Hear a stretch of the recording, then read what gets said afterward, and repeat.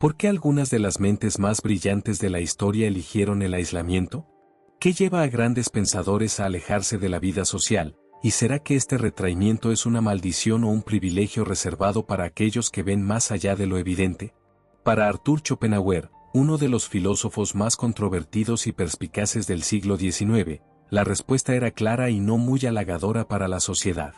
Veía el mundo como un escenario repleto de superficialidad, donde las interacciones estaban dominadas en su mayoría por intereses triviales y conversaciones vacías. Para él, la verdadera genialidad requería distancia de este teatro mundano, pues solo en la soledad un espíritu excepcional podría desarrollarse plenamente. En sus propias palabras, la soledad es el destino de los espíritus elevados.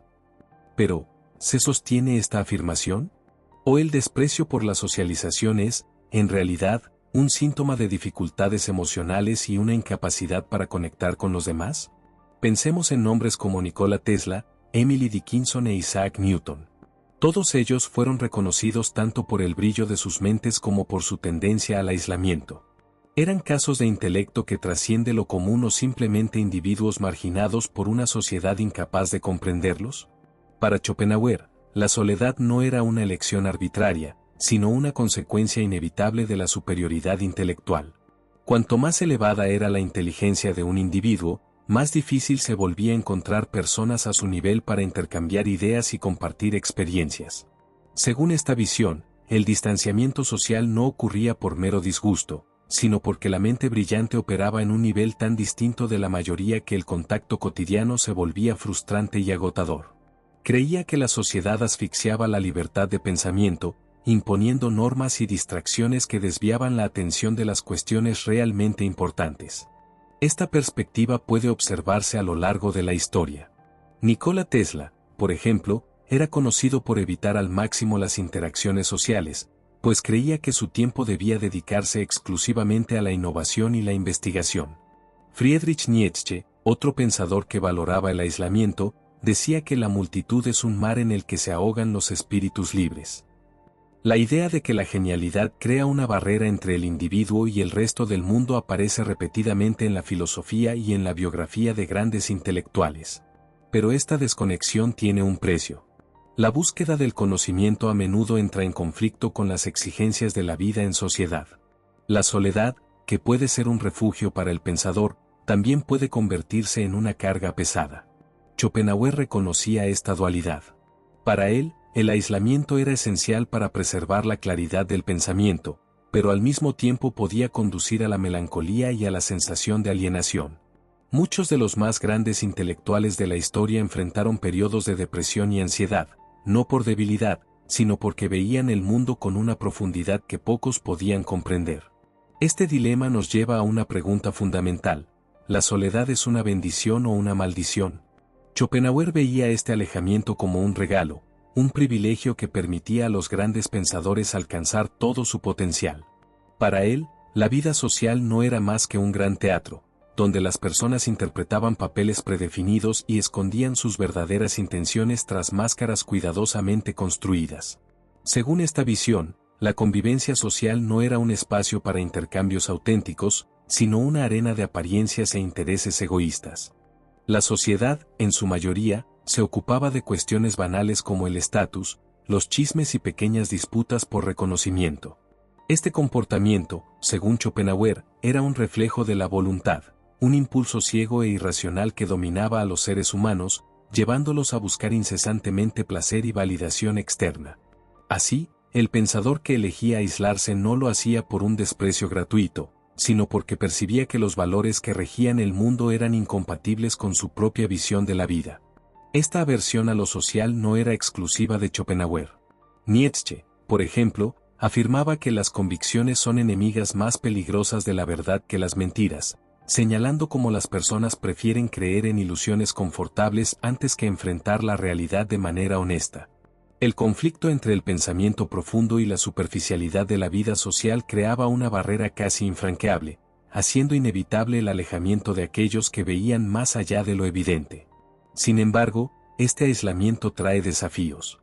El aislamiento prolongado puede llevar al desencanto y la apatía, convirtiéndose en una especie de prisión mental. Schopenhauer era consciente de este riesgo y defendía que aquellos que comprendían esta verdad inevitable debían aprender a vivir con ella. Para él, el secreto estaba en aceptar esta soledad como un elemento fundamental del camino intelectual, y no como una imposición a combatir. Pero si la sociedad parece ser un entorno hostil para los grandes pensadores, ¿cómo pueden lidiar con esta realidad sin sucumbir a la angustia del aislamiento? Schopenhauer creía que la respuesta estaba en transformar la soledad en un espacio de crecimiento, en lugar de verla como una condena. Defendía que, lejos de las distracciones mundanas, la mente podía expandirse, alcanzar niveles más profundos de contemplación y producir ideas revolucionarias. En su visión, la soledad no era solo una necesidad para el genio, sino un requisito para la libertad intelectual. Un hombre solo puede ser verdaderamente el mismo cuando está solo, escribió.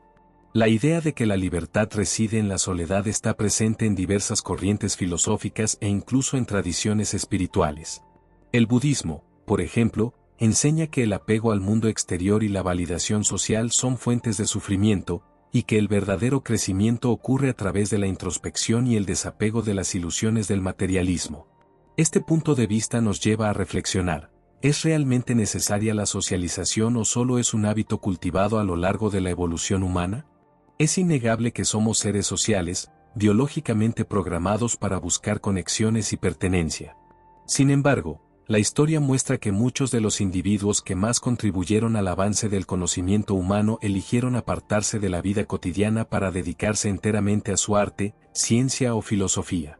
La soledad, por lo tanto, puede verse de dos maneras: como una carga pesada o como un privilegio. Depende de la perspectiva de quien la vive. Para Schopenhauer, los grandes pensadores nunca podrían encajar completamente en la sociedad, pero podrían aprender a coexistir con ella de manera estratégica. El problema no es solo la dificultad de comunicación, sino la diferencia de intereses. El genio busca verdades universales, mientras que la mayoría busca placer y distracción. Este conflicto es inevitable. Para Schopenhauer, esta diferencia intelectual convertía la convivencia social en una carga para aquellos con una mente elevada. Nikola Tesla, por ejemplo, evitaba eventos sociales e interacciones triviales porque los veía como una pérdida de tiempo.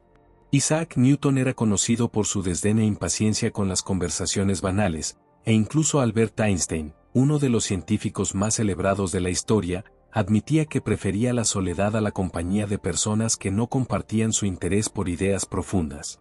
Sin embargo, este distanciamiento de la sociedad no ocurre solo por elección del genio. Muchas veces, es la propia sociedad la que rechaza a aquellos que piensan de manera diferente. El pensamiento innovador y fuera de lo común suele causar incomodidad y resistencia. Nietzsche llamaba a esto resentimiento de la mediocridad, la tendencia de la mayoría a despreciar y atacar lo que no comprende o lo que le hace sentir inferior. Así, el genio no solo se aleja por voluntad propia, sino que también es alejado por la hostilidad del mundo a su alrededor. Este distanciamiento forzado puede generar sentimientos de alienación e incluso desprecio por la vida social. Ante esto surge una pregunta crucial: si el mundo es un lugar hostil para los grandes pensadores, ¿cómo deben enfrentar esta realidad? Schopenhauer creía que había una solución, y no era tratar de encajar en la sociedad, sino aceptar y cultivar la soledad como un refugio para el pensamiento y la contemplación. La soledad es, para Schopenhauer, tanto un destino como una elección. Él veía el aislamiento como un resultado inevitable de la inteligencia superior, pero también como una oportunidad para el crecimiento intelectual y espiritual. El hombre común no soporta la soledad porque se siente bien solo en la compañía de los demás. En cambio, el hombre elevado busca la soledad porque en ella encuentra a sí mismo. Esta visión nos lleva a un punto esencial: la soledad no es un castigo, sino un privilegio. Ofrece al pensador la oportunidad de sumergirse en sus propias ideas sin distracciones y sin la necesidad de ajustarse a las interacciones sociales vacías que dominan el día a día. Es en este espacio silencioso donde la creatividad florece y la comprensión se profundiza. Muchos de los mayores pensadores, científicos y artistas de la historia hicieron de la soledad su compañera inseparable. Emily Dickinson pasó gran parte de su vida aislada en su casa, dedicándose exclusivamente a la escritura. Kant era conocido por su rutina meticulosa y su desprecio por los eventos sociales.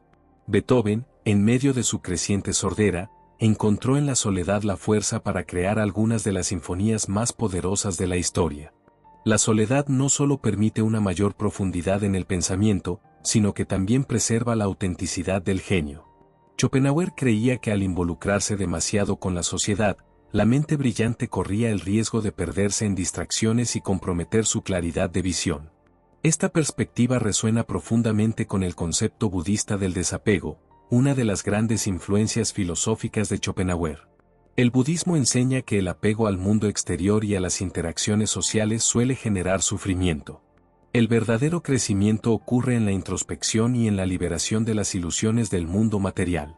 Sin embargo, hay un dilema en esta elección. El ser humano es, por naturaleza, un animal social. La búsqueda de pertenencia es parte de nuestra biología, y la soledad prolongada puede generar angustia y melancolía. Incluso los mayores pensadores, por mucho que valoraran el aislamiento, sufrieron con la falta de conexiones significativas. Nietzsche, por ejemplo, también veía la soledad como un camino hacia la grandeza, pero admitía que podía ser dolorosa. En Así habló Zaratustra, describe al filósofo como un ermitaño que desciende de la montaña para compartir su sabiduría, pero encuentra rechazo e incomprensión. Este dilema es real. Apartarse de la sociedad trae libertad, pero también impone un peso existencial difícil de llevar. Schopenhauer, por otro lado, tenía una solución para este problema. Creía que, aunque el genio nunca pudiera encajar completamente en la sociedad, había una manera de interactuar con el mundo sin dejarse consumir por su mediocridad.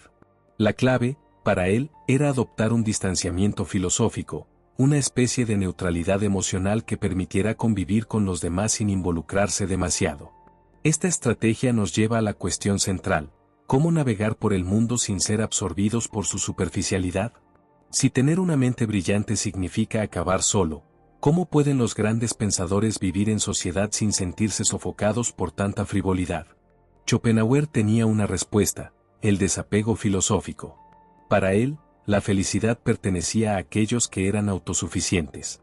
El secreto no estaba en tratar de encajar o cambiar a los demás, sino en cultivar una actitud de distanciamiento sereno, como un observador que analiza la realidad sin dejarse afectar por ella. En lugar de luchar contra la mediocridad del mundo, el pensador debía aprender a mirarla con la misma actitud que un científico ante un experimento, con curiosidad, pero sin involucramiento emocional. Esto significa aceptar la vanidad de la vida social sin irritarse, comprender las limitaciones intelectuales de la mayoría sin frustrarse y mantener la propia independencia mental sin buscar validación externa. Este enfoque se asemeja al de los estoicos, que defendían el control de las emociones frente a las adversidades.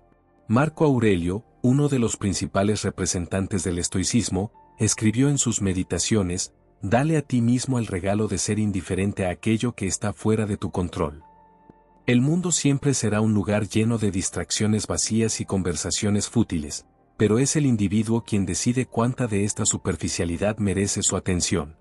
El pensador no debe aislarse completamente de la sociedad, sino interactuar con ella de manera estratégica, absorbiendo solo lo que sea útil y descartando lo irrelevante. Aunque Schopenhauer no tenía la menor paciencia por la sociedad, no creía que el aislamiento total fuera la solución. Sabía que incluso los grandes pensadores necesitaban un mínimo de contacto humano, ya sea para intercambiar ideas o para evitar una soledad absoluta. El secreto, según él, era elegir bien con quién conectarse y mantener las interacciones al mínimo necesario, solo lo suficiente para vivir en el mundo sin volverse loco. Y esta filosofía se aplica muy bien hoy en un mundo lleno de distracciones digitales, noticias falsas y relaciones vacías. Saber filtrar información e interacciones se ha vuelto esencial. La inteligencia no solo es entender el mundo, sino saber cómo navegar por él sin perderse. Schopenhauer nos enseña que, en lugar de lamentarnos por la falta de conexión con la mayoría de las personas, deberíamos verla como una marca de nuestra libertad intelectual. Después de todo, la soledad puede ser una carga, pero también es un privilegio, una oportunidad para explorar nuestros propios pensamientos sin interferencias externas. Ahora surge la pregunta: ¿prefieres adaptarte al mundo o aceptarlo tal como es, preservando tu libertad intelectual? Si llegaste hasta aquí, probablemente ya has percibido que la relación entre inteligencia y aislamiento no es solo una casualidad del destino, sino una consecuencia natural del pensamiento profundo. Schopenhauer nos mostró que las grandes mentes a menudo encuentran más consuelo en la soledad que en la compañía de la multitud, no por arrogancia, sino porque la superficialidad de las interacciones sociales puede ser agotadora para quien sabe ver más allá de las apariencias.